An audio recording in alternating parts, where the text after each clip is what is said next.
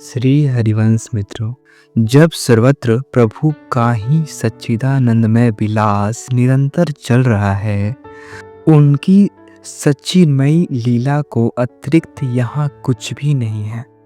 भगवान के अलावा इस धरती में कोई भी नहीं है। जिधर भी है, जो भी बने हैं, प्रभु का ही रूप है।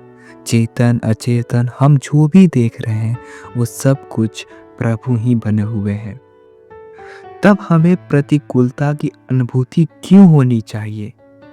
क्या अनंत दया में प्रभु में इतना विवेक नहीं है कि वे हमारे लिए, अपने शिशु के लिए कोई ऐसी स्थिति उत्पन्न कर देंगे जो परिणाम में सुखद ना हो?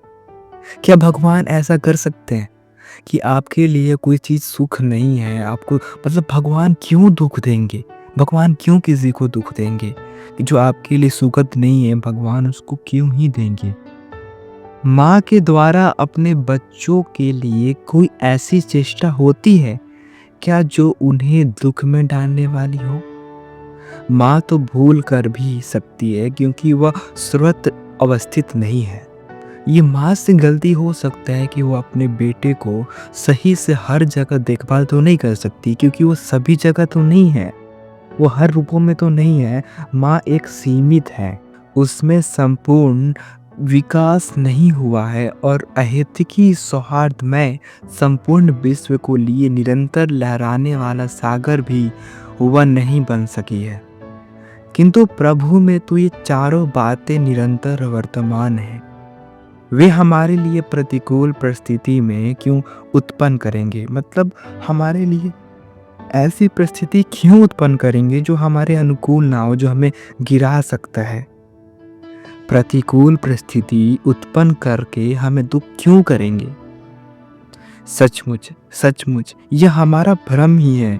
हम अपने भ्रम से, हम अपने मन से बस ये सोच लेते हैं कि भगवान हमें दुख देते हैं, भगवान हमें प्रतिकूलता देते हैं। जो बुरे करते हैं उनको ज़्यादा सुख देते हैं, अच्छे करने वालों के साथ गलत होता है।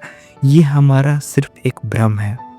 वास्तव में कोई प्रतिकूल लगने वाली परिस्थिति सचमुच में हमारे लिए अनंत अप्रसीम सुख का द्वार खोलने के लिए निर्मित हुई है। हमें जो भी प्रतिकूलता दिख रही है, हमें लग रहा है कि ये मेरे लिए बहुत कष्टमय और दुखमय है, वास्तविक में वही हमें सच में अपने सुख, अपने हृदय की शांति और मन की शांति के लिए मिला है, ताकि हम उससे आगे बढ़ सकें। इसमें कहीं ना कहीं हमारा ही सुख होगा। उसके कण कण में ही आत्यंतिक अनुकूलता है। अस्तित्वता की अभाव के कारण ही हम उस अनुकूलताओं को देख नहीं पाते।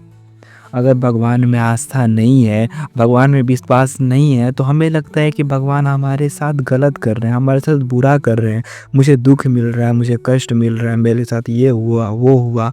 तो ये हम भगवान पे दोष देने लगते हैं। परिस्थिति सृष्टि नहीं हुई है और न अनंत काल तक सृष्टि होगी। चाहे तो हम भी विश्वास करके सुखी हो सकते हैं। हम भगवान को दोष देना बंद करें। हम ये देखें कि जो भी हमारे कर्म है, जो भी हमारे पाप कर्म है, तो उसके कारण दुख सुख मिलता है। तो जो हमें दुख मिलता है वो हमारे कर्मों का कारण होता है। और अगर भगवान के द्वारा दुख दिया जा रहा है तो वो कहीं ना कहीं, वो हर एक दुख में, हर एक कण में सुख छिपा हुआ है। क्योंकि भगवान सच्चिदानंदमय है, वो आनंदमय है, वो कभी किसी को दुख नहीं दे सकते। हम उनके बच्चे हैं, वो हमारे पिता हैं। तो एक पिता अपने बच्चों को दुख कैसे दे सकता है? वो सबके पिता हैं।